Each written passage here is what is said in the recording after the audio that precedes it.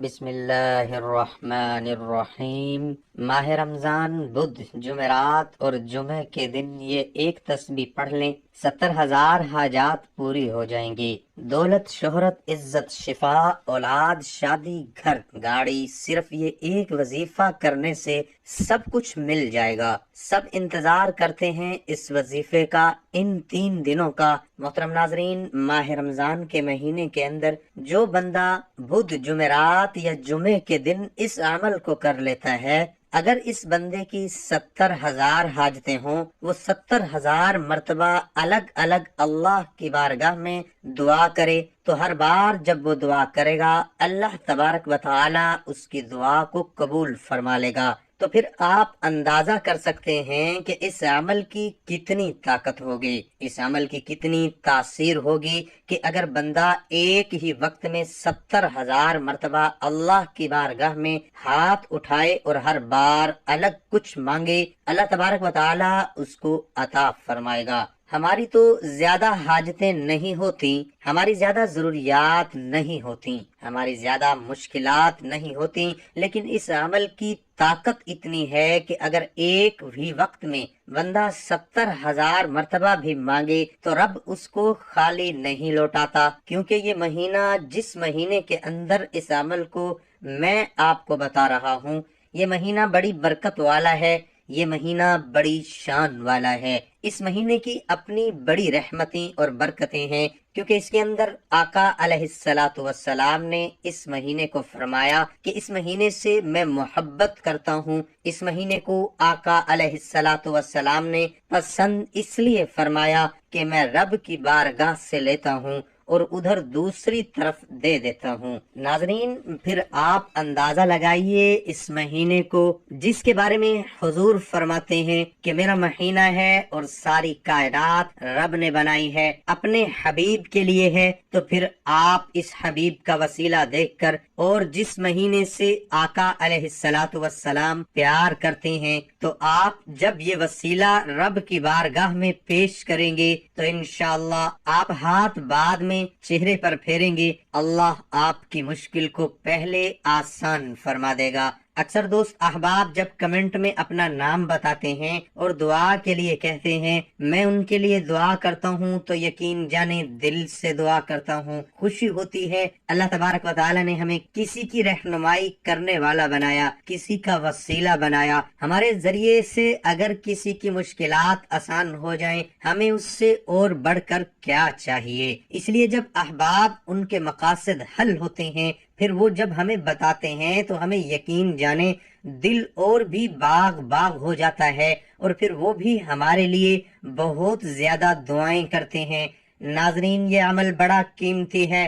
اگر کسی میری ماں بہن کو اولاد کا مسئلہ ہے یا گھر کے اندر ایسا مسئلہ ہے، بیماریاں ہیں، تو آپ نے ایک گلاس پانی رکھ لینا ہے، پانی کے اوپر دم کر کے آپ سارے گھر والے بھی پی سکتے ہیں اور سب کو انشاءاللہ شفا یابی ہوگی۔ اسی طرح آپ کے بچے نالائق ہیں، سکول پڑھتے نہیں، یا کوئی ایسا بچہ ہے جو بار بار امتحان کے اندر فیل ہو جاتا ہے، وہ بھی اس عمل سے فائدہ حاصل کر سکتا ہے۔ اسی طرح آپ کا کہیں پر کوئی مقدمہ چل رہا ہے، کسی عدالت کے اندر کوئی کیس چل رہا ہے، آپ چاہتے ہیں آپ کو وہاں پر بھی فتح ہو، تو پھر بھی آپ اس عمل سے فائدہ حاصل کر سکتے ہیں، اس عمل کو کر سکتے ہیں۔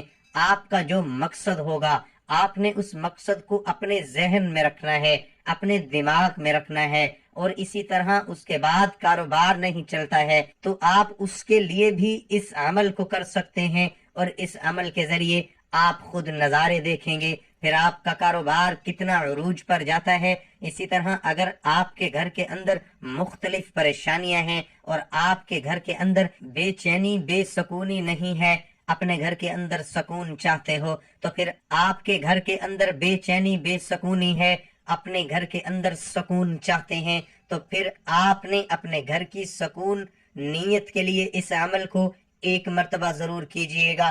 انشاءاللہ اتفاق کی دولت ملے گی، آپس میں محبت پیدا ہوگی، بے چینیاں، بے سکونیاں گھر سے ختم ہو جائیں گے انشاءاللہ تعالی۔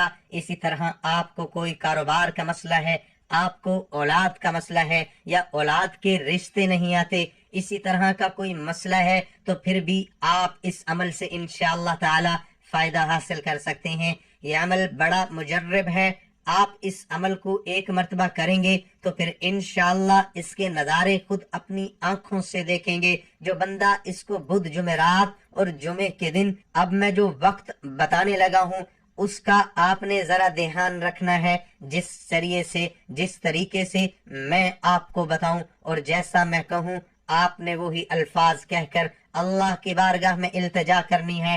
فقط ایک دن کا عمل ہے، آپ بدھ، جمعرات اور جمعے کے دن ظہر کے بعد کر سکتے ہیں، اور جمعے کے دن عصر کی نماز کے بعد بھی کیا جا سکتا ہے، اور عشاء کے بعد بھی آپ اس عمل کو کر سکتے ہیں۔ سب سے پہلے آپ نے کرنا کیا ہے؟ سب سے پہلے آپ تازہ وضو کریں گے۔ اس عمل کے لیے آپ نماز پڑھ کر آپ سونے سے پہلے بھی اس عمل کو کرنا چاہتے ہیں جو کر سکتے ہیں، لیکن اس عمل کو کریں۔ اس عمل کے دوران کسی سے بھی آپ نے گفتگو نہیں کرنی، گھر کے اندر چھوٹا فرد ہو یا بڑا فرد ہو یا کوئی بھی شخص ہو، آپ نے سب کو پہلے بتا دینا ہے کہ مجھے اس عمل کے دوران پریشان نہ کیا جائے، میرے ساتھ گفتگو نہ کیجیے گا۔